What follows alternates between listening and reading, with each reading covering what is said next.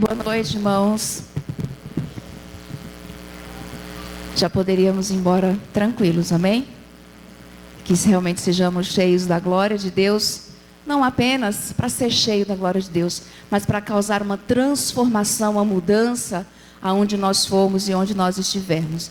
Então, exatamente por isso que esse mês nós estamos começando a nova série Igreja Missional. Achou aí, Bruno? Missional, obrigado. Igreja Missional é o nosso tema do mês de abril. Encerramos o mês de março falando sobre avivamento, né? Nós começamos desde fevereiro, começamos a falar sobre avivamento. E é lógico, para que nós queremos ser avivados, se não para ser uma igreja missional? Uma igreja que cumpre a missão de Deus. Para que nós queremos ser avivados, para ficar presos dentro de quatro paredes, se não for para transformar as pessoas, transformar a sociedade aonde nós formos e onde nós estivermos. Então, só para entender um pouquinho aqui o tema do mês, igreja missional, cumprindo a missão na cidade através das células. Então vocês reconhecem essa imagem aqui, certo? O castelo, nossa cidade, é onde nós estamos, ou pelo menos é onde a maioria se concentra. O objetivo é nós, através da célula, dos nossos relacionamentos, viemos cumprir a missão de Deus. Bom, diga-se de passagem que existem pelo menos 3 tipos de igreja. Alguns estudos, alguns teólogos aí, plantadores de igreja, apresentaram esses 3 tipos, essas 3 características de igrejas. A primeira delas é a igreja hospital. A igreja hospital que recebe os doentes, recebe os enfermos, as pessoas que estão, de alguma forma, afetadas por algum tipo de doença. E o pastor, ele é tipo de um capelão. Não sei se vocês já ouviram falar, mas o capelão dentro de um hospital, ele visita, ele faz uma oração, passa a mão na cabeça, fica doente. Ele não vai exortar a pessoa naquele momento. Ele não vai puxar a orelha da pessoa naquele momento. Mas ele vai consolar. A pessoa que está consolando, está ali, está solitário, está sozinho. O capelão está lá para fazer uma oração, para dar uma palavra de ânimo, de consolo. Agora, os membros são tidos como pacientes, porque se é hospital, capelão, paciente. Né? É aquela pessoa que tem a unha encravada, que tem a dor de cabeça, que está passando por alguma situação, e o pastor está sempre visitando para fazer uma oração, e assim, visita aqui, visita ali, faz isso, faz aquilo, porque ele é um paciente, ele depende do capelão para dar um consolo, porque ele está numa igreja que é como hospital. Agora, a outra igreja, ela é tida como uma empresa. O outro tipo de igreja é uma empresa. Aí é um bom negócio, porque o pastor, ele é um empresário, ele é um empreendedor, ele é visionário. Ele quer ver a igreja crescer, quer ver a igreja expandir, aonde nós vamos alcançar, o que nós vamos fazer nesse ano, o que nós vamos comprar, como é que nós vamos fazer para que mais pessoas a cheguem, porque ele é um empresário, e todo empresário quer ver a empresa crescer, né? Agora, todo hospital, o que os médicos querem? Que os pacientes curem e vá embora, ok? Mas o empresário não, ele quer que a igreja cresça, e é óbvio que os membros são então consumidores, porque se a igreja é uma empresa, os membros são consumidores. Ele vem consumir o produto, ele vem para cá e ele quer receber a bênção dele. Se ele não tem o produto que ele está buscando aqui, ele muda de fornecedor, não é? Ele vai procurar outra igreja que possa oferecer o produto que ele está procurando. E tem a outra igreja, outro tipo de igreja, que é a igreja missional. Essa igreja missional, ela é a igreja que busca viver o evangelho, que busca cumprir a missão de Deus na terra. Logo, o pastor, ele é um mentor, ele é um guia espiritual, ele é o líder espiritual dessa comunidade. E ele não vai tratar os membros como paciente ou como consumidores, mas como discípulo de Jesus. E qual que é o maior objetivo, o maior desejo de um discípulo? Qual que é o maior desejo de um discípulo, gente? Ser igual ao mestre. Quem é o nosso mestre? Jesus. É óbvio que, então, se nós somos discípulos, nós vamos procurar ser como Jesus, que é o nosso mestre. Então, o pastor, o líder espiritual, vai fazer com que os seus discípulos se pareçam com Jesus, se pareçam com o seu mestre. Agora, esse tipo de igreja aqui gera dependência nos seus membros. Esse tipo de igreja aqui gera egocentrismo, porque ele vem buscar aquilo que ele quer. Se ele não quer, ele muda de igreja, ele muda de fornecedor, ele vai buscar o que ele quer em outro lugar. E esse tipo de igreja aqui, a igreja missional, ela gera maturidade espiritual. Agora, e se o cristão, se o discípulo, ele é maduro, ele vai servir e ele vai cumprir a missão que ele recebeu da parte de Deus, que é a missão de proclamar o reino de Deus na terra, ok? Agora, olhando para esses 3 tipos de igreja, que igreja vocês acham que a Filadélfia é? Vamos perguntar ao pastor, que acho que ele é a pessoa mais adequada para responder essa pergunta. Vocês são adequados. Que tipo de igreja vocês acham que nós somos? Que nós, Filadélfia, somos, ou que pelo menos nós devemos ser? Missional. Não vou falar. Não vou falar, deixa quieto. Missional é o tipo de igreja que nós devemos ser.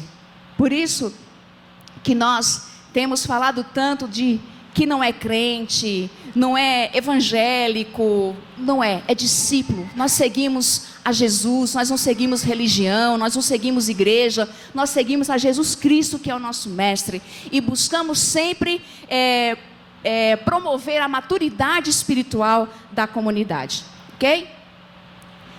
Aqui tem alguns significados do que é a palavra missional. Vamos ler juntos? 1, 2, 3. Missional.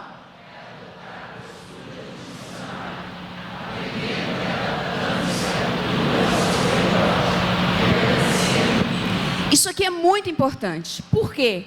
Porque quando eu sou um discípulo missional, que eu acho que não existe discípulo que não é missional, eu vou adotar uma postura de um missionário, eu vou aprender, eu vou me adaptar à cultura que eu estou vivendo, mas permanecendo bíblico, sem deixar de ser bíblico. E isso é um desafio para nós, na nossa sociedade, e que se prega muita coisa que fere os princípios cristãos, fere os princípios bíblicos, tanto para adulto quanto para o jovem. Agora, meninos, como está dentro da escola, como está dentro da faculdade, adaptando ao grupo de amigos e permanecer bíblicos? É fácil? Não é fácil, né? É fácil, gente? Não é fácil, mas é o desafio que nós temos de permanecer bíblico, nos adaptando à nossa cultura. E o exemplo que eu dei, simples e que me veio na memória, é o missionário que foi para o campo, e ele foi ensinar a oração do Pai Nosso para aquele grupo de pessoas que era uma tribo. E todos os dias, o alimento diário deles não era o pão. Então a gente fala, Naná, abençoa o nosso pão de cada dia. Aí eles chegam na tribo indígena, que eles comem todos os dias, em praticamente todas as refeições, mandioca. E ele vai ensinar a oração, abençoa o nosso pão de cada dia, ele nem sabe o que é pão. Então abençoa a nossa mandioca de cada dia. Inclusive na tradução da Bíblia está lá, abençoa a nossa mandioca de cada dia, porque é o alimento de cada dia deles. Agora, se adaptou? Se adaptou ou não? Deixou de ser bíblico? Não, porque o pão ali é uma palavra simbólica que significa o alimento diário. Outro significado de missional, todos juntos? 1, 2, 3. Missional.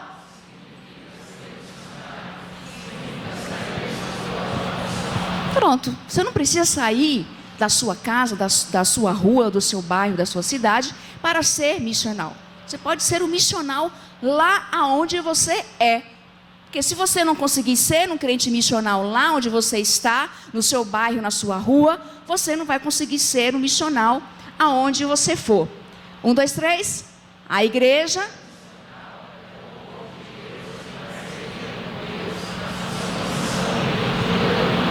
Ok.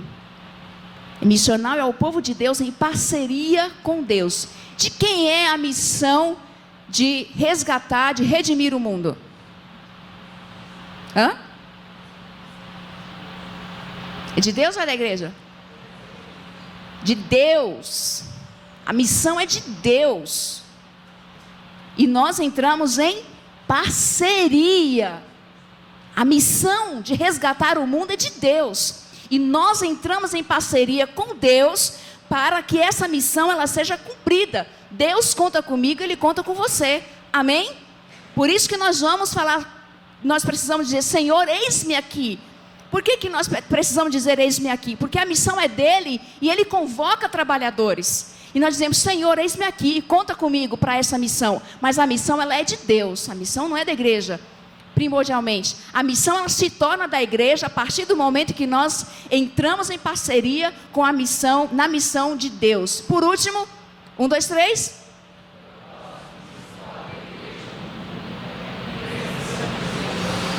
Pronto, esse é o propósito da igreja.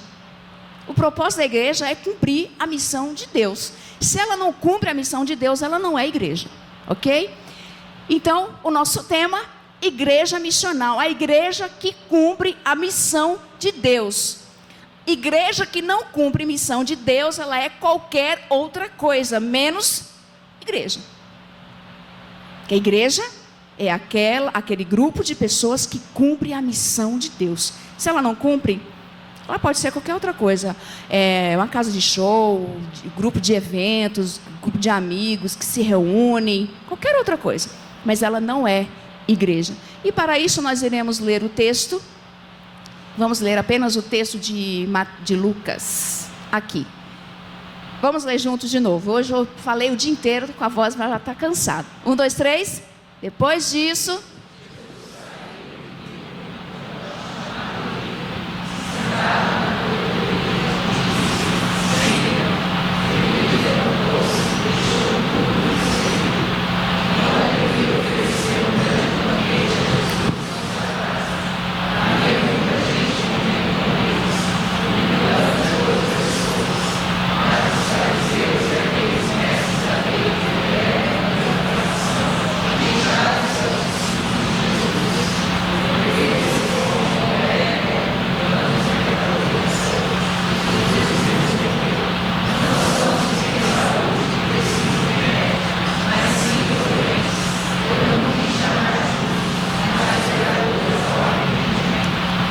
Amém. Esse é o texto de Lucas, do chamado de Mateus.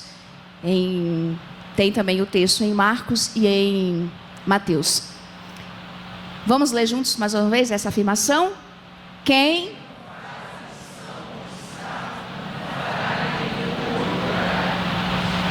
não faz, quem não cumpre a missão onde está, não vai fazer a missão em nenhum outro lugar.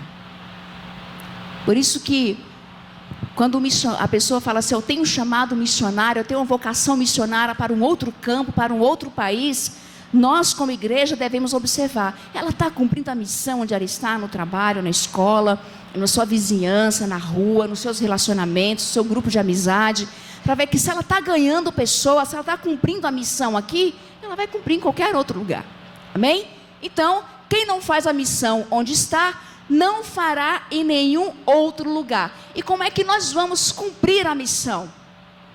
Em todo tempo, no nosso trabalho, nos nossos momentos de lazer, na nossa família, relacionamentos de trabalho, convivência, onde eu estiver, eu vou cumprir a missão de Deus. Agora, esse texto ele mostra possíveis respostas ao cumprimento da missão. E ficou muito claro nesse texto como determinadas pessoas responderam à missão de Deus. E a primeira resposta que nós vemos nesse texto é a resposta de Mateus. Como Mateus respondeu à missão de Deus. E para isso tem o versículo 27 e 28 que diz assim: depois disso, Jesus saiu e viu um publicano chamado Levi sentado na coleteria e disse-lhe: siga-me. Levi levantou, deixou tudo e o seguiu.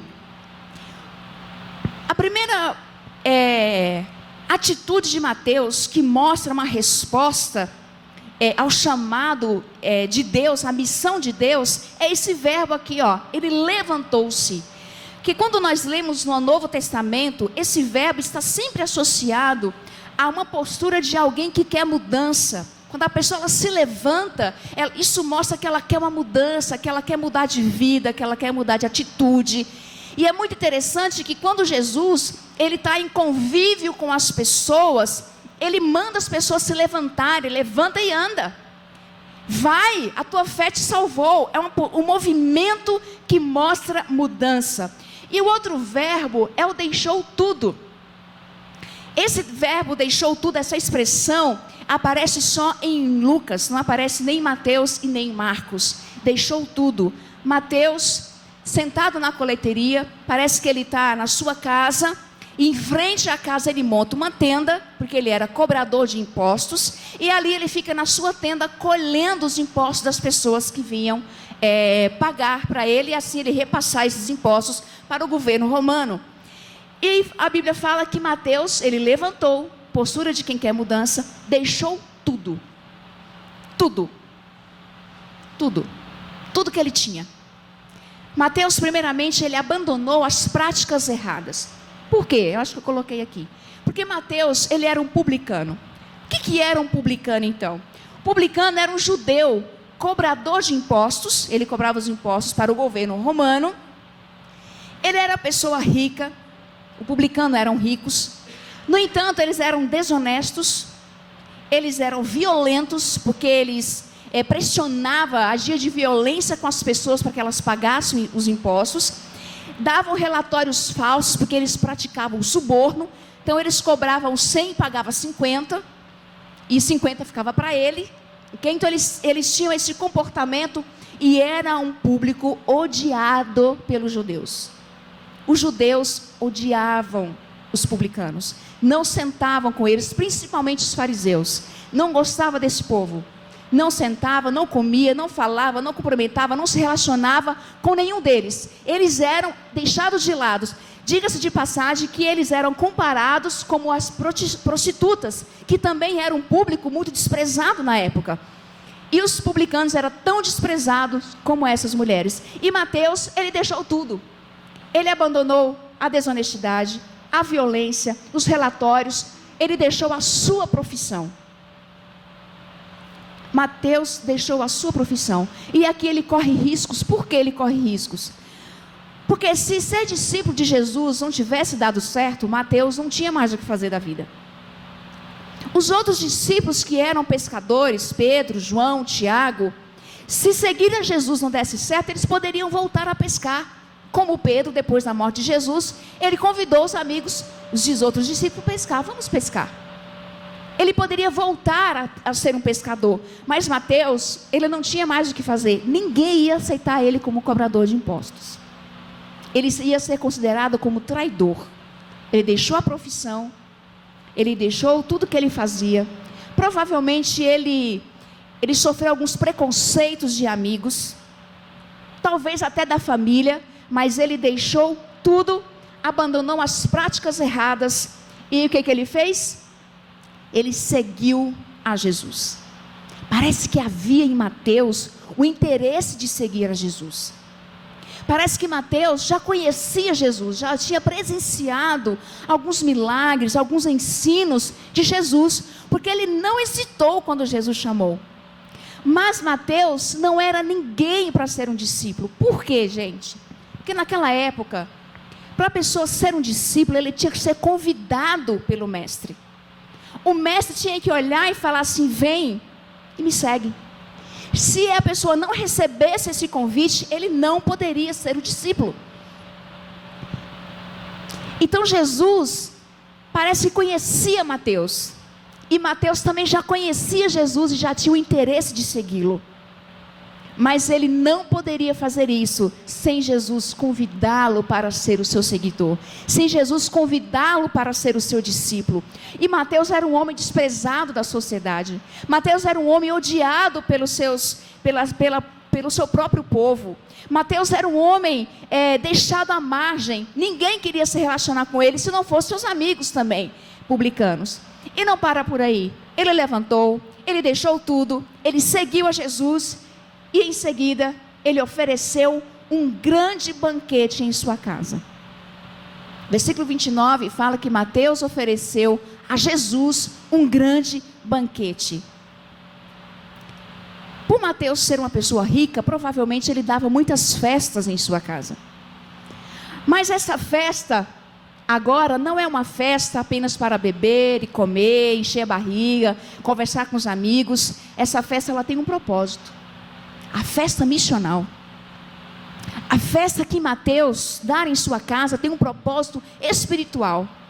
Mateus muda o propósito das festas que ele oferece. Então, o que acontece com ele? Na festa de Mateus tinha vários públicos, várias pessoas. Acompanhe comigo. O texto fala que lá tinha pecadores. Naquela época os pecadores eram aquelas pessoas sem religião, que não ia na sinagoga, que não queria conhecer nada de Deus, não se importava com Deus, não se importava com espiritualidade. Tinha também gentios. Gentil era toda pessoa que não era judeu. Tinha os publicanos, que eram os cobradores de impostos, e tinha discípulos de Jesus, discípulos dos fariseus e discípulos de João Batista. Se essa festa fosse oferecida hoje, cá comigo, teria prostitutas, homossexuais, ateus, atores, espíritas, católicos, feiticeiros, evangélicos, políticos, traficantes, batistas, presbiterianos, metodistas, testemunho de Jeová, adventistas, congregação. Tinha todo mundo. O que usa véu, que não usa, que usa calça, que não usa, que tem bateria na igreja, que não tem bateria na igreja, que bate palma, que não bate palma, o que batiza por aspersão, que batiza por imersão, todo tipo de grupos e ideologias diferentes. E quem estava lá no meio deles? Jesus. Fazendo a festa junto com eles. Jesus estava lá no meio de todo mundo. Menos os fariseus, porque eles eram santos demais para se relacionar com Jesus. Então, eles não queriam muito se relacionar. A festa de Mateus, ela tinha um propósito espiritual. Quando Mateus, ele decide seguir a Jesus, ele muda o propósito de todas as suas ações. Ele muda o propósito de todas as suas atitudes. Então ele chama os seus colegas de profissão e amigos, porque ele sabia que a profissão era uma profissão corrupta, porque todos eles se corrompiam para subornar. Então ele chama os seus amigos, ele chama os seus colegas, seus parceiros de profissão, para ouvir a mensagem de Jesus. Em outras palavras, Mateus, ele abre a sua casa para um propósito diferente. E abrir a casa é se abrir para relacionamentos. Abrir a casa significa abrir a vida. E parece que quando nós olhamos no Novo Testamento, toda pessoa que decide seguir a Jesus, ela se torna uma pessoa sociável. É impressionante. E como a igreja tem pessoas que eram sozinhas, que sofriam de depressão, que eram isoladas, e quando ela começa a fazer parte da comunidade, ela começa a falar, ela começa a se relacionar, ela começa a conviver, ela começa a abrir a vida, ela começa a abrir o coração, e ela começa a curar muitas coisas da vida dela. Agora, tem pessoas na igreja que o pastor não entra, que o pastor nunca visitou. Ninguém pode entrar, um outro membro nunca entrou nessa casa, não se abre, não se relaciona. Como é que Jesus vai entrar nessa casa e transformar esse ambiente familiar, se a pessoa não dá espaço para que isso aconteça? Foi exatamente o que Mateus fez. Ele abriu a sua casa. Não só isso, ele convidou os amigos, vem todo mundo, vamos fazer uma festa, vamos ouvir o que Jesus tem a dizer para nós. Cristão, discípulo de Jesus, ele se abre para relacionamentos, ele abre a sua casa, ele abre a sua vida, porque é só abrindo. Apocalipse 3:20, né? Eis que estou à porta e se alguém ouvir a minha voz, eu entrarei e farei o quê? Cear é o quê, gente? Comer. É comer. É Jesus que está falando, e Jesus está falando para a igreja. Jesus não está falando para o não crente. Eis que estou à porta e bato. Se alguém ouvir a minha voz e abrir a porta, e a porta ali não é a porta literal, é a porta da vida. Se alguém abrir a sua vida, eu vou entrar e vou cear com ele e ele comigo. Nós vamos ter um relacionamento, nós vamos conviver juntos. E Mateus, ele abre a sua casa, ele abre a sua vida. E ele foi um grande discípulo, importantíssimo naquela época, para que a missão de Deus ela tivesse continuidade. Então parece que a pessoa, quando ela vem para a vida cristã, quando ela se torna um discípulo de Jesus, ela deixa de ser egocêntrica, ela deixa de ser sozinha, e ela passa a ser outrocêntrico. Não sei se existe a palavra, mas eu usei. onde os outros estão em parceria comigo. Na Bíblia existem muitas, mas muitas expressão uns aos outros, uns aos outros, uns aos outros, uns aos outros. A partir do momento que nós entregamos nossa vida a Jesus, eu passo dessa fase e vou para esta fase. As pessoas fazem parte da minha vida e eu faço parte da vida delas. Essa é a resposta de Mateus. A resposta à missão de Deus. Abra sua casa. Receba amigos, receba irmãos em Cristo na sua casa.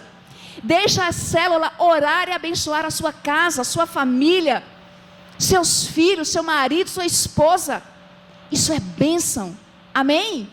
Por isso que nós falamos, participe de uma célula, participe de um grupo, convide pessoas para ir na sua casa, para se alimentar com você. Não seja igreja hospital, gente. Você acha que a gente fica feliz toda vez que a gente é chamado para orar só porque a pessoa está doente? A pessoa faz aniversário, faz festa, não convida para comer um bolo. Convida pessoas para comer bolo com você. E aí o Léo brinca assim, mas não resolve chamar todo mundo para a churrascaria, porque aí o bolso não aguenta. Mas esses 10 faz aniversário no mês e resolve comemorar na churrascaria, aí o salário do mês, pá, vai lá na churrascaria, né? Mas o que eu quero dizer? Abra a sua vida, abra a sua casa, receba pessoas, receba amigos, assim como Mateus. O segundo grupo que deu uma resposta à missão de Deus, a resposta das pessoas. A primeira foi de Mateus, as pessoas. É aí o versículo de Lucas 5:29. Podem ler juntos? 1, 2, 3.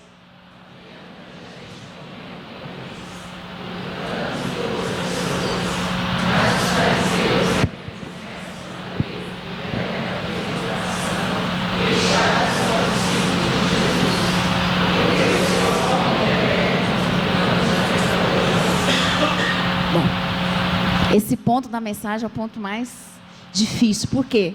Porque a resposta das pessoas, as pessoas elas respondem de forma diferente. Mas esse texto, esse versículo, esses dois versículos, parece que apresenta dois grupos. Podemos identificar dois grupos de pessoas aqui. O primeiro grupo é esse aqui, ó, na expressão comendo com eles. Que está aqui, ó. Muita gente estava comendo com eles. O outro grupo, queixavam-se deles. Está aqui. Né, da facção, palavra forte, né? Se fala de facção, só lembra de Al-Qaeda. Eu pelo menos lembro de Al-Qaeda, Síria. Facção, queixaram-se aos discípulos de Jesus. Então existia dois grupos. Então o grupo que comia com eles era o grupo arroz de festa. Aquele grupo, aquelas pessoas que não perdem uma oportunidade para comer e para beber. De graça então, não perde uma. Falou, vamos comer, vamos beber, ele está lá. É arroz de festa, não perde uma oportunidade. Esse grupo também era tido, segundo o texto, como aquelas pessoas que não queriam saber de religião, de espiritualidade. Aqui pode ser aquele amigo que você convida para o culto, ele não quer. Você convida para vir na célula, ele fica meio resistente. Você fala assim, é meu aniversário, ele, opa, estou lá. Vamos lá para comer uma pizza? Opa, ele, estou lá. Por quê?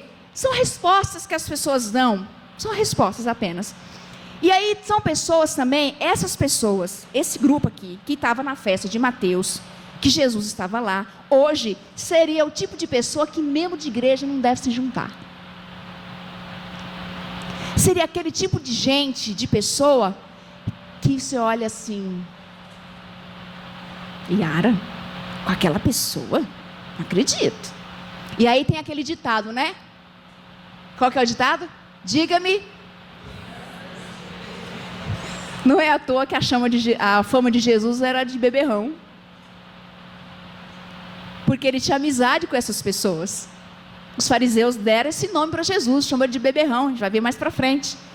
É o tipo de gente que, de repente, um membro de igreja, o crente não deve se relacionar. Mas isso é totalmente contra-bíblico. Pelo contrário, nós devemos nos relacionar com todas as pessoas.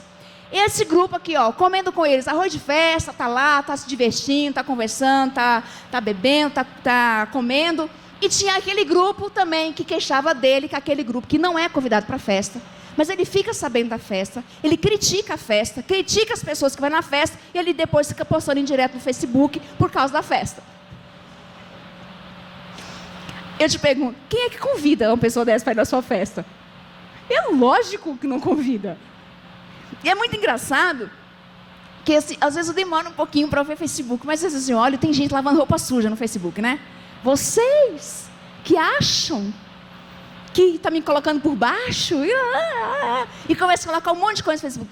Por que não lava roupa pessoalmente, né? Cara a cara, tem que ficar postando. É esse grupo aí, ó, queixavam-se deles. Comendo com eles, parece que era um grupo de pessoas que estavam sedentos de festas, mas não só porque gostavam de festa, mas essas pessoas também estavam sedentas de Deus. Elas queriam ouvir a palavra de Deus. O Messias estava na terra, acontecendo milagres, prodígios, pessoas sendo ressuscitadas, coisas estavam acontecendo, e essas pessoas queriam saber, elas queriam ter um conhecimento sobre a palavra de Jesus. Mas o grupo queixava-se deles, aquele grupo que não faz, mas reclama de quem faz.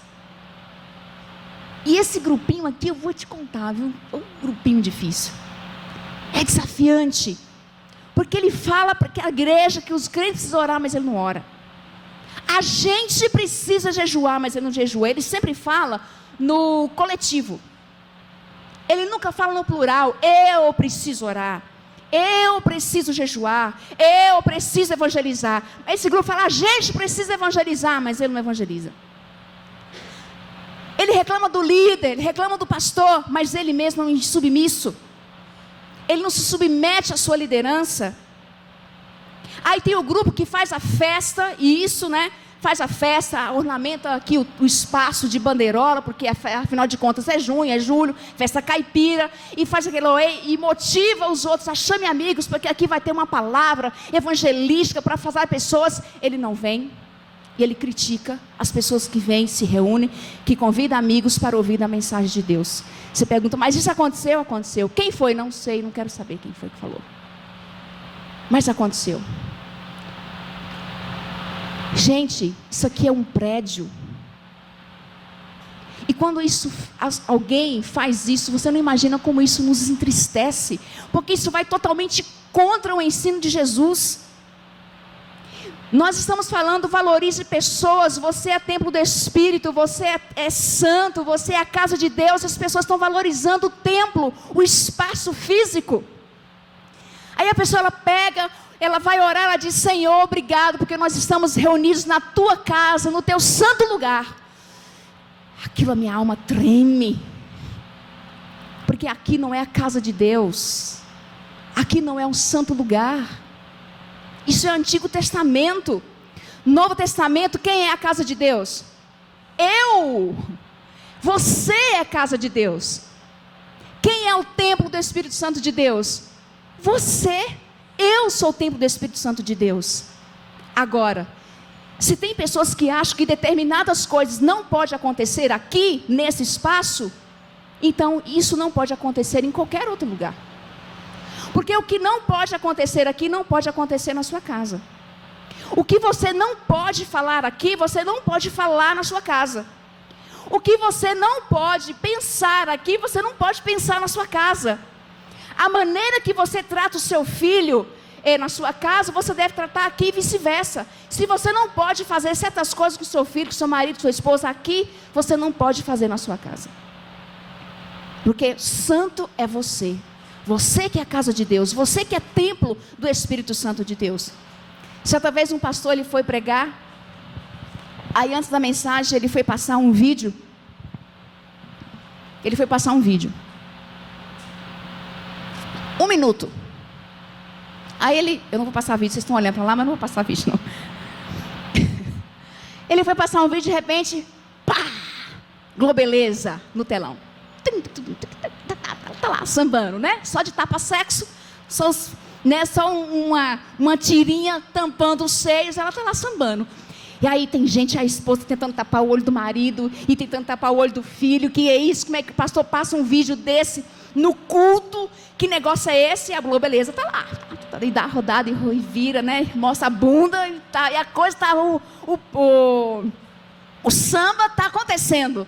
E aí dá um flash de uma cena de uma novela, o casalzinho está lá se beijando, coisa e tal, e aí volta a Globeleza de novo, 1 minuto de vídeo. As pessoas não sabiam onde colocar a cara. E aí ele pega o microfone de novo, vamos abrir a Bíblia, o livro tal, vamos ler tal. E ele percebeu que o povo estava assustado. Ele, por que vocês estão assustados? Não é isso aqui que passa na televisão na casa de vocês? Não é esse tipo de programa que vocês assistem em casa? Qual que é a diferença passar lá e passar aqui? Tem diferença, gente? Se não deve passar aqui, não deve passar na sua casa. Se aqui passa alguma cena que você não pode ver aqui, você não pode ver na sua casa. Porque você é o lugar de Deus.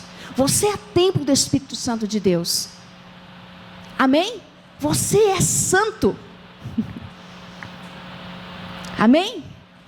A resposta das pessoas, elas vêm de forma que a gente não espera. Jesus estava com quem? Jesus estava com essas pessoas aqui, ó. Jesus estava com eles sem assumir o estilo de vida deles. Jesus estava com eles, mas ele não era influenciado, ele estava para influenciar essas pessoas. Jesus estava com essas pessoas para erguê-los, sem se comprometer com os vícios deles. E é por isso que ele vai dizer que nós somos sal da terra e luz do mundo.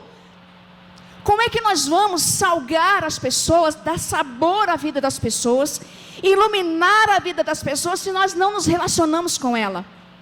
Qual que é o objetivo de nos relacionarmos com essas pessoas? O objetivo é influenciá-las e não ser influenciados. Aí está um grande desafio para nós, principalmente para os meninos lá em cima. Pode estar com os amigos? Pode. Que bebe, que usa droga? Pode estar. Mas não para assumir o estilo de vida deles, mas para levar a eles um novo estilo de vidas. Porque se vocês não evangelizarem seus amigos, quem é que vai evangelizar? Mateus levou seus companheiros de profissão. Mateus levou seus amigos. A responsabilidade de evangelizar os seus amigos, seus colegas de profissão, é sua. Os meus amigos é minha responsabilidade. E Jesus estava com essas pessoas. Você precisa se relacionar com pessoas não crentes. Se você quer levar um novo estilo de vida para as pessoas, eu preciso me relacionar com elas. E Jesus está no meio delas, e Jesus não está nesse grupo aqui, ó. Nós não vemos em nenhum momento Jesus sentado com esse grupo, com os fariseus, com os escribas. Jesus não estava com eles, porque eles se achavam justos, e Jesus estava com os outros lá, ó. O que bebia, o que comia, o que não estava nem aí com religião, com espiritualidade. E Jesus estava lá, levando um novo estilo de vida para eles. A resposta de Mateus, a resposta das pessoas ao cumprimento da missão de Deus. E muitas vezes nós seremos questionados também. A resposta das pessoas acerca da nossa vida. Muitas vezes vão questionar a nossa fé. Você não é crente? Por que Deus não cura você? Você não é crente? Por que você está em crise financeira? Você não é crente? Por que você está passando por essa situação, por esse problema? Você não é crente? Por que isso está acontecendo? Alguém que já passou por esse tipo de questionamento? Vão questionar nossa fé. Ou vão questionar Deus. Deus não é justo? Por que existe tanta injustiça na terra? Deus não é amor? Por que Ele manda pessoas para o inferno? Por que pessoas vão para o inferno? Deus manda alguém para o inferno? Não. A pessoa que faz as suas escolhas. E nós teremos muitas vezes, e passaremos ou já passamos, por esses questionamentos. Vão questionar a nossa vida. Vão questionar a nossa fé. Vão questionar a nossa atitude. Vão questionar. As pessoas questionam. Resposta de Mateus, resposta das pessoas. E por último, a resposta de Jesus. Por que a resposta de Jesus? Porque Jesus, Ele veio à terra para cumprir a missão de Deus. Sim ou não? Sim. Ele veio cumprir a missão de Deus. Qual que é a missão de Deus? Resgatar a humanidade do pecado. E Jesus veio com esse propósito de resgatar a humanidade. Vamos ler juntos? 1, 2, 3. Jesus lhes respondeu: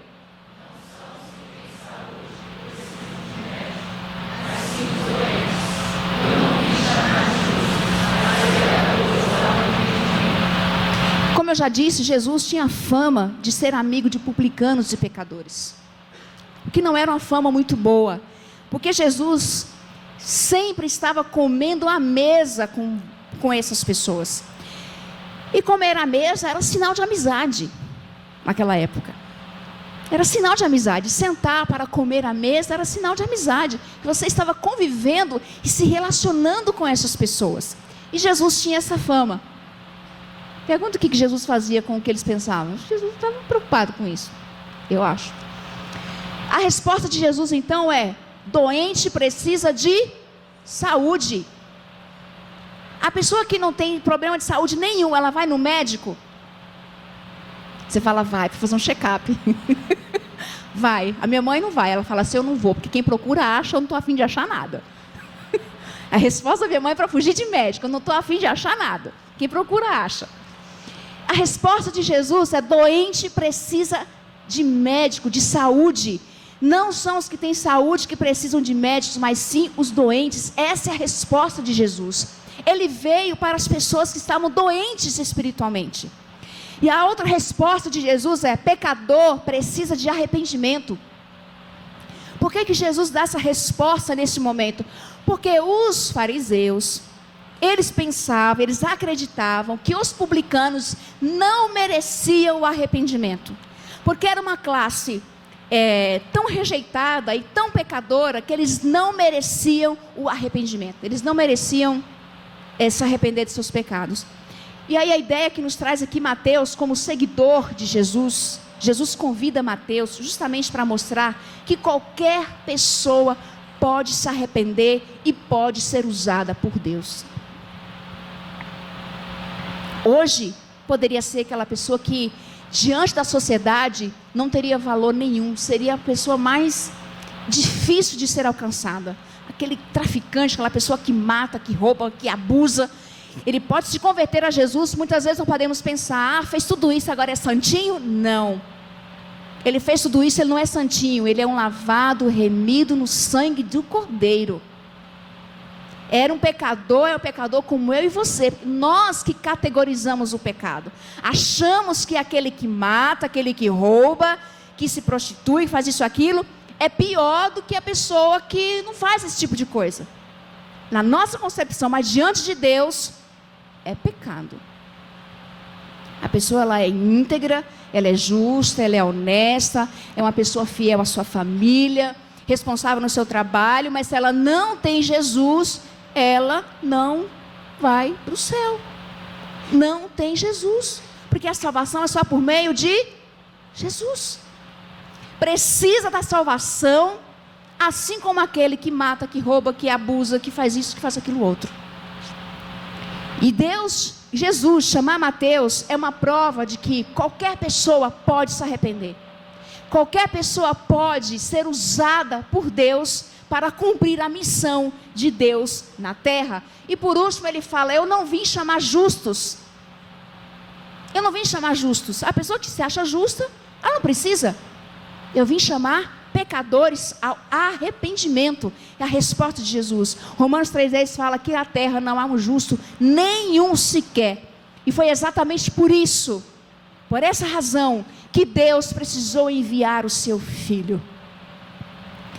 A resposta de Jesus, a missão de Deus é: doente precisa de saúde, pecador precisa de arrependimento.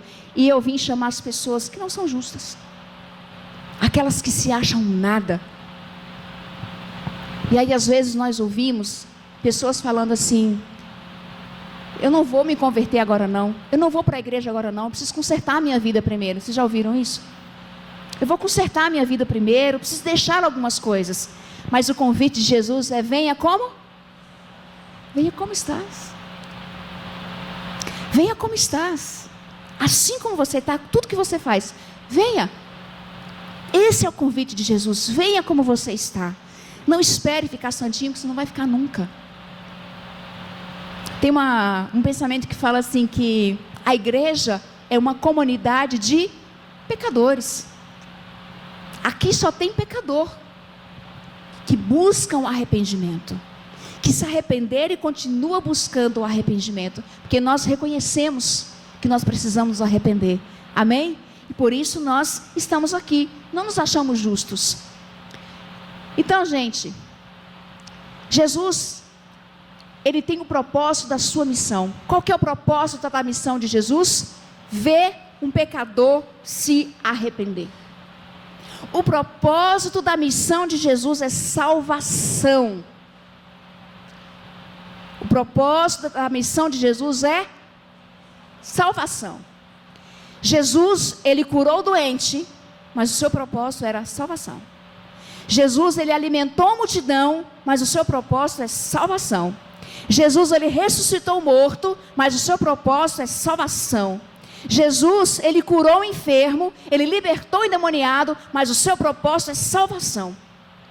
Tem algum momento que Jesus, ele chama a multidão e dá uma dura nela. E diz assim: vocês me seguem, não por causa da palavra que eu ensino a vocês, mas por causa dos pães que eu multiplico. Vocês me seguem para encher a barriga. Em outras palavras, é isso que Jesus fala. Tudo que Jesus fez foi para que o pecador se arrependesse. Isso mostra que tudo que nós fizermos deve ter o propósito de salvação, de resgatar pessoas. Todos. Se há muito tempo atrás, o crente ele se preocupava com a salvação de alma.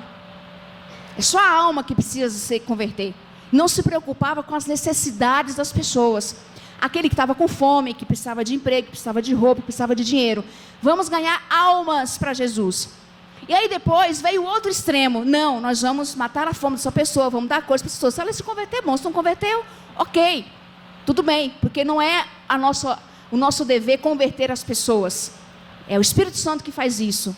E aí surgiu o evangelho integral, a missão integral. As pessoas precisam de suprimentos, sim, mas ela precisa, acima de tudo, de Jesus, de salvação. E tudo que Jesus fez foi para cumprir a missão. O objetivo dele era esse. Que João 3,16, o que diz João 3,16? Porque Deus amou o mundo, que deu seu Filho, para que todo aquele que nele crê, não pereça, mas tenha a vida eterna. Deus não enviou o seu Filho para curar enfermo. Deus não enviou o seu Filho para alimentar, para dar comida. Deus enviou o seu Filho para a salvação. E a partir da salvação, o enfermo pode ser curado. A partir da salvação, o opresso pode ser liberto. A partir da salvação, pessoas podem se dar bem na vida financeiramente, na família, os relacionamentos são sarados. Mas o objetivo principal é a salvação. A salvação, ela gera todas essas coisas. E não essas coisas geram a salvação. Entenderam? Sim ou não? Sim. O propósito de Jesus é salvação. É salvar a humanidade. A resposta de Mateus, ele seguiu a Jesus. As pessoas deram respostas diferentes. Uns reclamaram, outros não quiseram saber. A resposta de Jesus, a missão de Deus, foi cumprir a sua missão. E o que ele fez? E qual é a sua resposta? Qual é a sua resposta?